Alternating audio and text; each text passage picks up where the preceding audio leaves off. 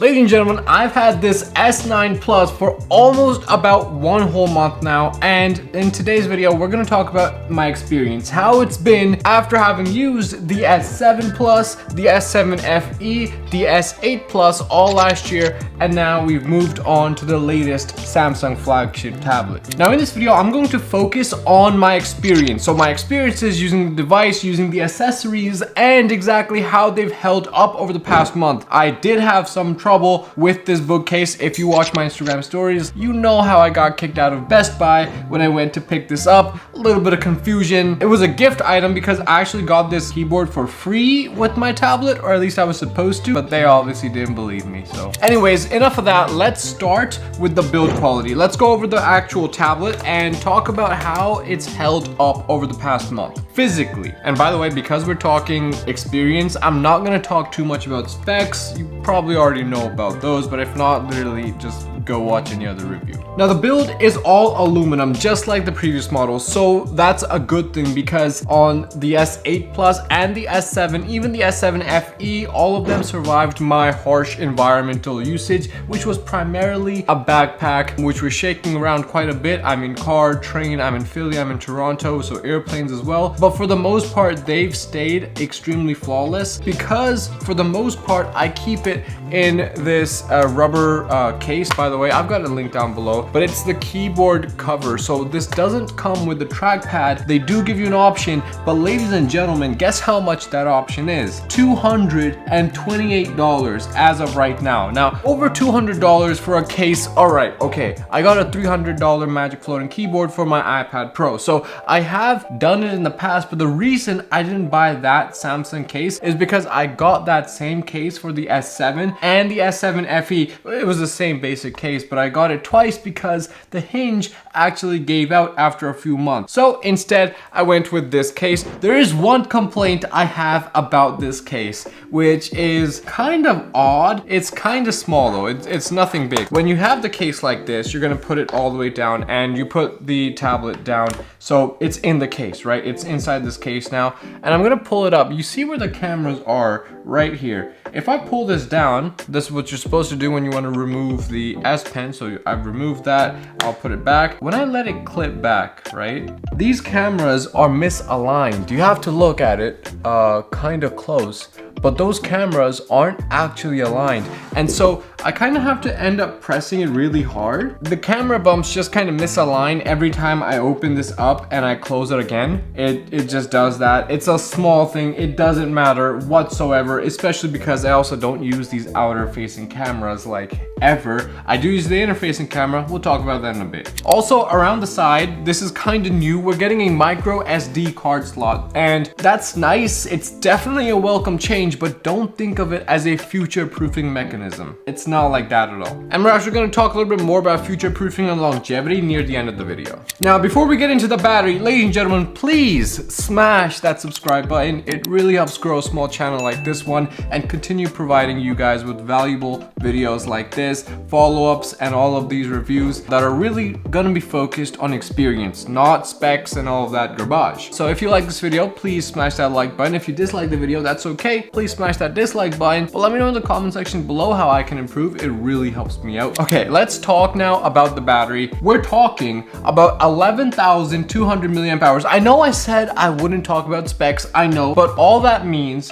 is this will last you all day with no problem. The S7 FE, literally like 3 generations now, that one also lasted me all day. So for most people, you know, these battery upgrades, especially into the S9 Plus, won't really make much of a difference at all, especially if you're coming from something like the S8. You might feel it if you're coming from the S7, and you're gonna feel it more if your multitasking is next level. Let's talk about multitasking on the S9 Plus. Now, obviously, like if you don't know, then now you know. This is DeX. This is Samsung DeX that I have running right now, and this is where most of my multitasking and productivity is going to happen. So when I'm in work mode, I'm on DeX. When I'm in entertainment mode, I want to enjoy Netflix, I want to watch YouTube, I'm having fun on my tablet playing games, I'm going to revert back to Android mode. And all of this multitasking on the S9 Plus is made possible by the Snapdragon 8 Gen 2, which is an upgrade over the 8 Gen 1 in the S8 Plus and the Snapdragon 835, I believe, in the S7. S7. What does all that mean? This, over the past month, has been handling my tasks at like a breeze, okay? I watch Ghibli animes, breezy. Okay, I watch anime on, kind of sketchy websites, no problem at all. I want to browse with 17 tabs, no problem. What I'm trying to say is on DeX with this newest Snapdragon chip, you can really push it and have 17 tabs running and it'll still be pretty snappy as far as you're concerned. Now, obviously only a psychopath would have 17 tabs open, but what I'm trying to say is imagine you have Notion open. So, I have all of my apps here. This is again on DeX. These are all my apps, by the way. So Google Sheets, Notion, I have Google Doc open. I'm writing out, making notes for a new video that I might be producing. I have my Amazon Seller Central account. I might be keeping up with my productivity and inventory that's being sent to Amazon FBA. Airbnb, I'm keeping up with my guests. I'm keeping up with my Airbnb calendar. So all of that productivity stuff is happening on Samsung DeX on this Windows-esque experience. Now this is where I kind of want to backtrack just a little bit. I know I said in the beginning that this has the Snapdragon 8 Gen 2,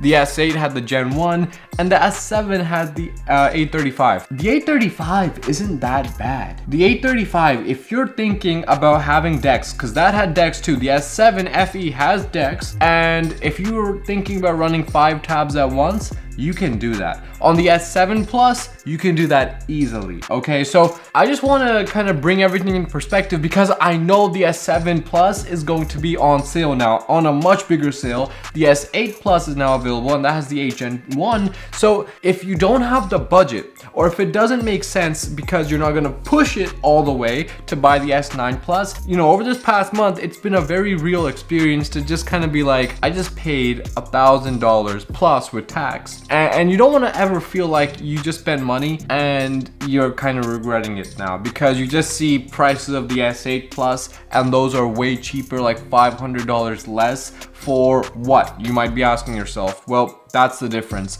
If you're not gonna push it as far as it can go, it might just not be worth to buy the latest product. But there's one important disclaimer. You see, Samsung is going to pull the plug on most of their devices. So the S7, you're probably only gonna get 1 more year of software updates and support before Samsung pulls the plug. Now, pulling the plug doesn't mean that the device shuts off and stops working. It just means you don't get the latest version of Android and you don't get any more system updates. So that's with the S7. With the S8, you can probably bank on 2 or 3 more years, but obviously with this one being, the newest, you're still getting 4 years of software updates and support. Now let's talk about the display. Ladies and gentlemen, what can I say? Samsung AMOLED display.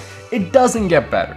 You can't get better. The Google tablets, the OnePlus tablets are garbage when you compare them to this beautiful display. Entertainment, when I'm in that Android mode, when I'm watching YouTube or Netflix or I'm on my sketchy websites watching anime, it's absolutely phenomenal. And that's partly also because of the speakers. The speakers, we got 4 stereo speakers built into the body and it's been absolutely a pleasure. Now, maybe it's just me because I'm getting stronger now, but when I am watching anime like this, maybe this tablet is just so much lighter and easier to hold because of these bezels that I don't let go.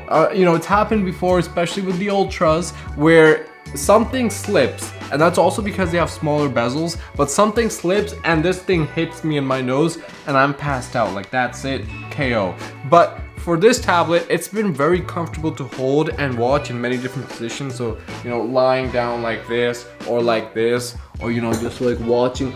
It's a comfortable experience watching anything on this tablet, and the display plus the speakers make everything phenomenal. So I was thinking about this all month, right? You just paid $1,000. Fossil, was it worth it? And I honestly think it was, because when it comes to Android, you just can't get better. This is the best you can get, and obviously you can go with the S9 Ultra, but what I'm trying to say is the Google tablets, the OnePlus tablets, those Android versions don't compare, don't come close to what this has to offer you. So I don't think the price is unfair, but where I do think price is unfair is with these accessories. I already kind of talked about it before, where the hinge problem I had with that other flip out keyboard case, which is something that I really like, but the price just does not make sense whatsoever. So I went with this one, and this one was free. Okay, before you go, let me talk about problems. Don't go just yet. There have been a few problems, little big problems over the past month that I want to talk about, and I want to get started with app optimization. There are some apps like Google Chrome that are optimized for a PC experience. Now, obviously you can have them running on your mobile, and you can also have them running on Samsung DeX, but the problem is with Samsung DeX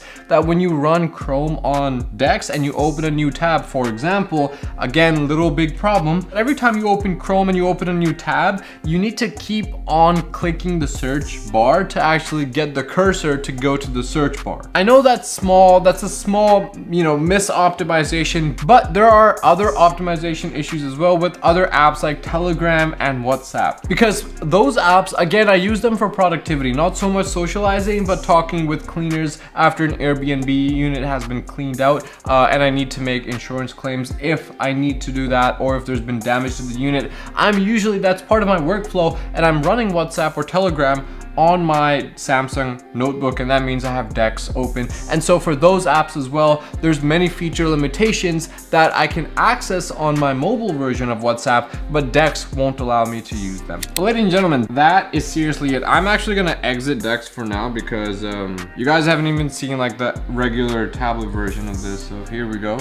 That's literally it. Those are all the problems that I had. Just optimization issues when I'm in DeX and I'm trying to get work done, where I notice that some apps don't have all the features I get when I'm using them on their native platform. But other than that, guys, what a fantastic tablet with a absolutely fantastic price. I mean that in like a crazy sense. It's not a cheap price, it's really expensive, but this is the absolute best you can buy. Now, if your budget just doesn't make sense, consider seriously the S8, because that's going to be on sale. It's going to deliver a very similar performance, but of course on a budget. You're gonna still get the best, not the best, but a really good front-facing camera. I don't need a 4K front-facing camera. I do Zoom calls. I just need to see myself there. I don't need my pores in 4K. So a good camera is good enough for me, and this does the job. The S8 did the job, the S7 did the job, okay? And if you're thinking even cheaper, the Google tablets and the OnePlus tablets come in at around or under $500, much cheaper, nowhere near the performance. But again, if you're only buying for entertainment, you're doing video calls with family, those might be the better, more economical option, especially in these times. I hope I was able to bring you some value with this video. If so, please again smash that subscribe button. I also have an Instagram if you want to stay up to date, because I do literally go out to buy these products. Like, I pay for them with my own money, and sometimes we run into issues. Sometimes the manager tries to put a curse on me or something like that. So things happen, right? So definitely check out my Instagram as well. It's @ChilledFossil, obviously, to stay in the know, to stay in the loop. And if you have any questions, I generally respond to most DMs as well, unless you're, no, I'll respond to you, whoever you are. So until next time, take it easy. Peace.